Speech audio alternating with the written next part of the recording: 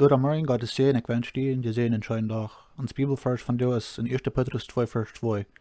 Der sagt, so ist nie gebeurd hier nur eine Mal stehen, soll je in Verlangen nur jessel die Ordnung haben, dort je durch Wissen und Ton nehmen.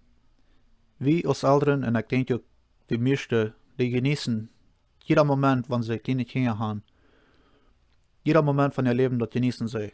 Und wie morgen jeder denkt, was sie dann, die passen ab, wie schwer sie sind, was sie Raketen dann, alles mag wie. Und viele Mal wird dann sogar legen, dass die Kinder immer clean bleiben, also rahmen ja.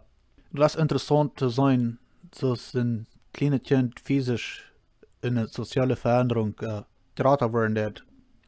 Und das mag die Eltern vielleicht nicht so sagen, aber doch die Menschen, die ein Kind und nicht ganz alle weg sein, dann, die morgen, wo Kinder teilnehmen, dann, wo die wissen, dann. Natürlich, selbstverständlich, preis wie Gott für gesunde Kinder und wir wollen aber heute gemerkt haben. Nu ist die Frage dann, wo, wenn ein Mensch wahr geboren wird, wenn wir Christus annehmen dann werden wir auch drastisch verändert. Die wahre Geburt ist sehr wunderbar. Das ist ein sehr schönes Ding. Aber was sehr wichtig ist, dass wir du auch wissen dann. Das ist sehr wichtig, dass wir die rechte Ernährung auch kriegen dann im jesselnden Leben. Dass wir nicht clean leben dann. Und ich weiß von mir selbst, dass am Anfang, was ich im Glauben wir, ich habe nicht die rechte Ernährung angenommen für die ersten Tiden, so dass wir sehr schwer, dass ich wissen können.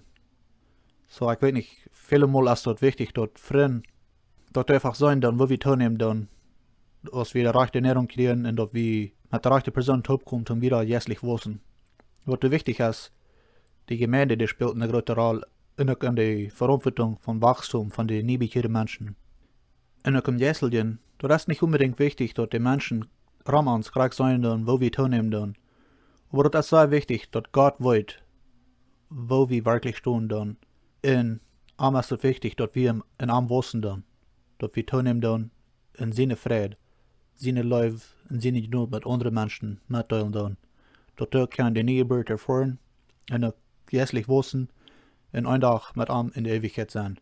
Wenn du Jesus noch nicht als persönlicher Herr und Heiland kennst, würde ich dich tun. Nimm das von dir an. Von dir ist die Lehnheit nach dir. Morgen vielleicht auch nicht. Gottes Segen und hab wieder einen gesehenen schönen Tag.